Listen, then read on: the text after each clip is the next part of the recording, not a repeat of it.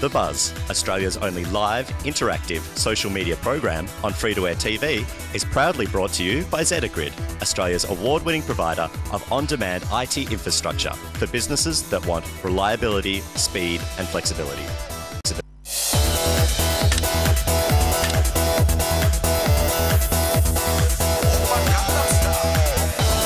Actually haven't even opened the lid of my laptop.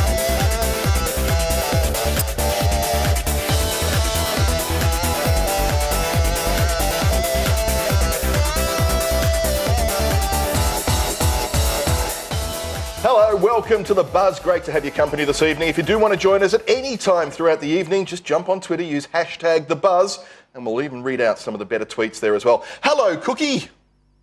No, that's you. Hello. Hi, how you doing? Great, terrific. Lovely to be back for another episode of The Buzz. Thanks to Zetagrid. Zetagrid, if you want cloud computing, Zetagrid is the way to go.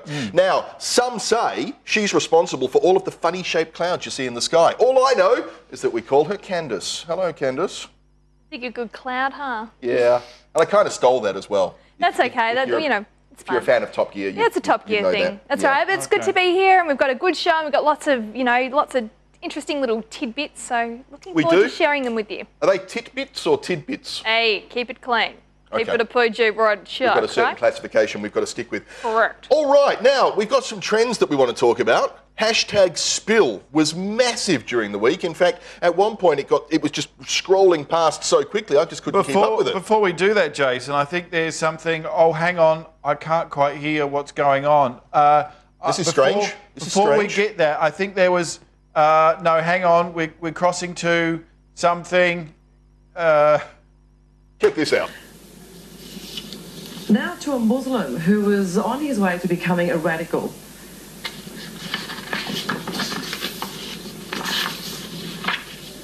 I'm sorry, we'll have to go to something else there. But it is all happening in Canberra, as we can see. Now to a Muslim who was on his way to becoming... I apologise for this. Okay, now... The sheer terror of doing live television. And we had our very own awkward moment there as well. We did, Jason. It pays to read the sheet. It was rehearsed and I think it came out pretty well, actually. But it was a big event, wasn't it? The spill? Incredible. It just going past so fast on my Twitter client. The funny thing I found is all these Twitter Labor people that saying this whole Rudd thing's a mainstream media furphy and they're all creating it, and yet, well, no, not really. There was some backroom jockeying going on. It did kind of feed on itself, though.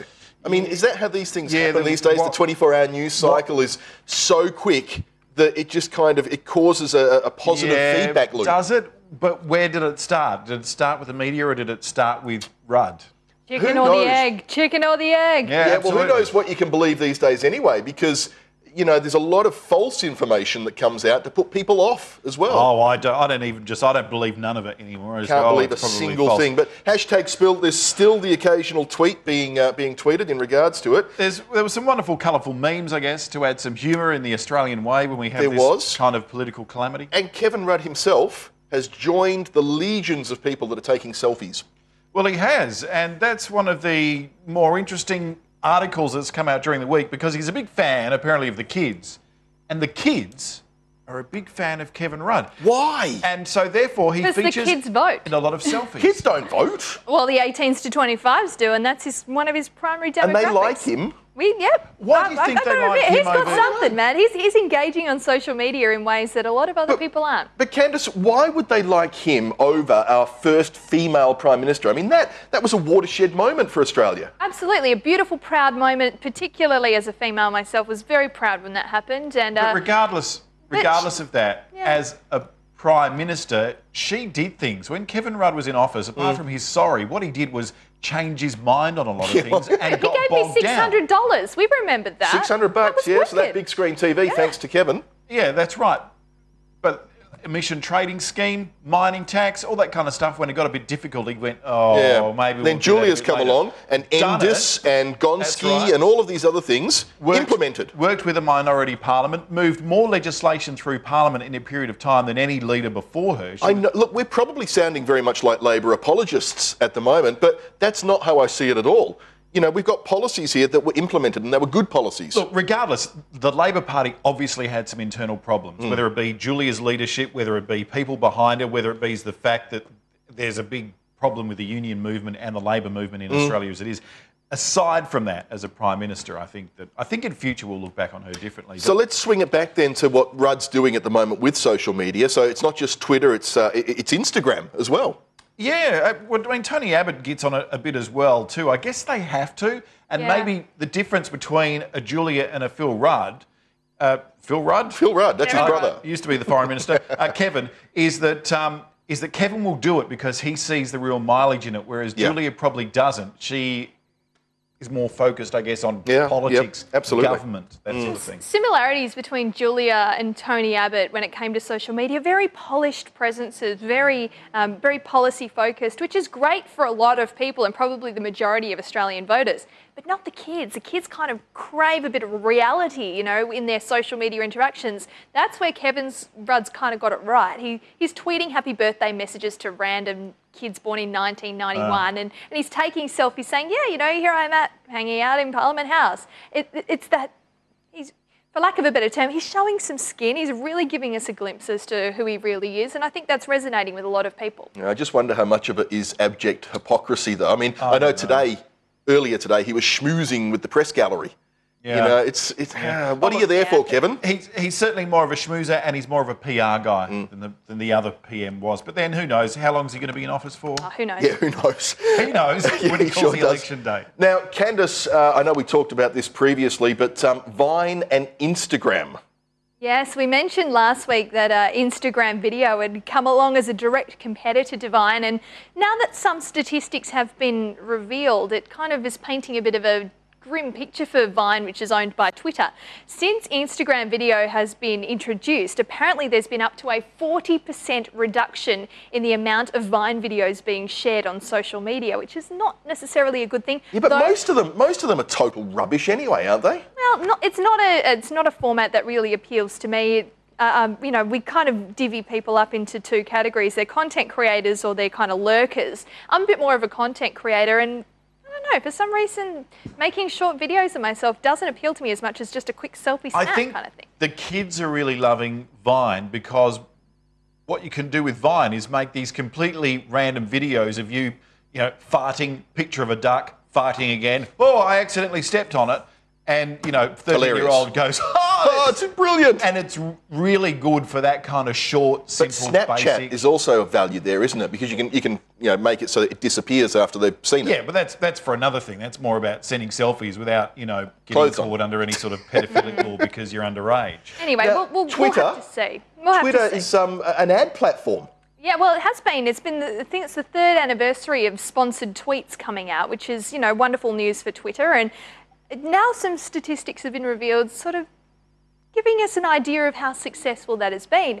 And when I was really thinking about it today, I was like, oh, you know, advertising on social media, it kind of cheapens our experience in a way. But no, I actually clicked on one of the sponsored tweets today. You didn't. I did. Heretic, blasphemer. And it was one that I normally would not click on. It was one by the Commonwealth Bank about buying cars. And I'm not in the market for a car, but I was interested to see what a bank had to say about buying a car from buying a demo vehicle perspective. That's normally a car dealer's kind of dealio. Not the kind of person who would even follow the Commonwealth Bank on Twitter, even though I am a customer of theirs. I'm not following banks, like who does that? But, you know, all of these things have combined to make Twitter apparently the 5th most powerful digital ad platform out there, which is quite a huge deal, really. Is that because the audience of Twitter pays a bit more attention to what comes on their feed over and above Facebook or those other platforms? Well, I'm not sure that every Twitter client actually shows the promoted tweets, because I know I use Hootsuite, and I've never seen a promoted tweet on that. I just use normal Twitter and I've never even noticed it, but that might be just because well, maybe that's the secret, that they do look like regular tweets from people that you probably would follow. So anyway, speaking of technology, here is a wonderful application. Rory McIlroy, the pro golfer, has gone up against a machine. Let's see who wins. Today, I would like to challenge you to see if you can hit as many balls into the washing machines as me. Let's start with number 3, but just to warn you, I have GPS. Perfect, I have a good swing. Oh, hey! That's what you're up against, buddy. I'm gonna hit. Oh, perfect. Let's see this.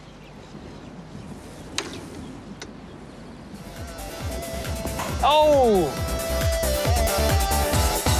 Okay, now Rory is clearly a good golfer, but that machine, that was incredible. I haven't watched the whole thing. Does he go on to get it's brilliant. washing Well, machines? spoiler alert, he does win. Yeah, watch the whole thing, because it is quite incredible. And I'm He's no a real golf fan, but sassy that is machine. just amazing. Now, You are a fan of golf balls, though. You've got a well, collection. rumour had it you were going to swallow one last week, and I it just did, never had. and no one saw it. Now, news.com and all of its ancillary sites have erected a paywall. Big discussion last week that came. We knew it was coming. It just kind of surprised us by popping out of nowhere last week. Suddenly, Twitter and Facebook and all these social media platforms were alive with discussion. What have they done to news.com.au? The much maligned news.com.au, because it's one of those platforms where everybody bags it, but everybody looks at it, if that makes sense. We all go, it's so bad, the journalism's so bad, the spelling's so bad, the stories are terrible, but we look at it because it has lots of stories on it. It's like the Women's Weekly of the internet. And a lot of it's salacious. And they're really good at tying in keywords and pictures to inspire you to click on whatever stupid story it is. But you may have noticed when you went last week that after you'd gone to a couple of stories, you got a thing saying, yes, would you like to go to News Light? Now, if you take a look at what's on my iPad at the moment, I tried to go to a story on Perth Now, and up pops this little registration screen. So now, there you go, we actually have to fill that in. Now, it seems to me you can go with a News Light version first, where you just register. Right, at the moment you can register with News Light, and it gives you a certain amount of stories free before you have to go behind the paywall. But I believe in the future the whole thing will be behind the paywall. Yikes. To give you an idea of the prices, it says you're a few clicks away from an exciting world of news and entertainment. $1 for the first 28 days, then $4 a week.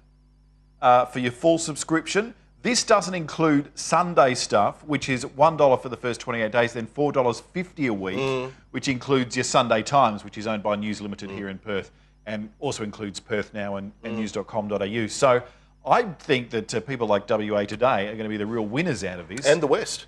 But, you know, I look at this and I think we probably should start paying for good journalism. I know Jonathan Holmes on Media Watch last night said the same thing. Please subscribe to at least one news site. We've got to keep this thing. We don't want just the ABC left. No, and look, it's good, I guess, in a way, because it means that we spend the money on the stories and the reporting that we like, in a way.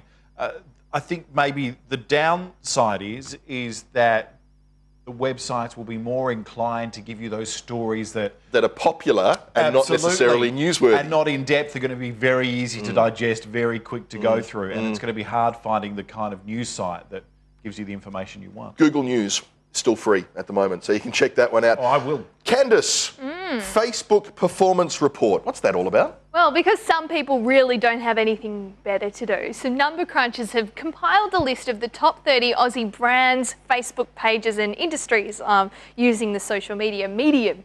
If we're looking at that list, and I'm not going to go right through them, we're seeing things like Home and Away, we're seeing McDonald's, we're seeing KFC, we're seeing, MasterChef. So really paints a picture of us as, fat, patriotic couch potatoes, which is a little bit odd, but at least we're patriotic. The number one page was Australia. So it's all well and good, but certainly doesn't paint a very nice picture of who we are and what we're interested in on social media.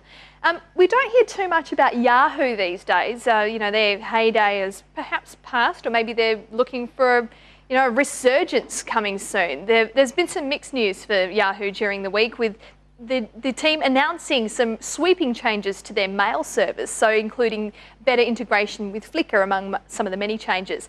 But among the bad news is that 12 different services will now be defunct, will very shortly be defunct, including Yahoo shooting a bullet in the head of once popular search engine Alta Vista. But they're not alone in killing services, are they? Because Google's just killed Google Reader, which I was a huge fan of, a brilliant way to read lots and lots of websites really, really quickly. And they've just killed it today. Absolutely. It's well, maybe it's not a good business model, maybe people don't use it, but I know a lot of people that were using Google Reader, so I'm guessing that one was a business model decision. Is Alta Google Vista's just Reader fallen out of favour. more an old school kind of reader service though, and it's been taken over by more modern, fresher, funkier services? I would have agreed. Such as Dig or But Reddit. if you take a look at how many other sites have now popped up to replace Google Reader, I mean, at last I looked at a web page recently, there was 12 listed on there and there's more to come as well. So obviously very, very popular service. I think maybe Google just had a problem with monetizing it. Maybe. Speaking of using technology properly and for the best possible outcome, if you take videos on your iPhone, you need to watch this.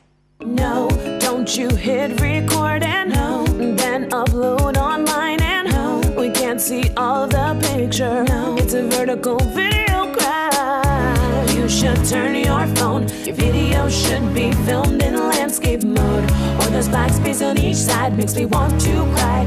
Turn your phone like me. You should turn your phone. Your video should be horizontally, or there's black space on each side makes me want to cry. Turn your phone. You're hanging with your friends. The Buzz is currently being brought to you by Zetagrid, Australia's award-winning provider of on-demand IT infrastructure for businesses that want reliability, speed and flexibility.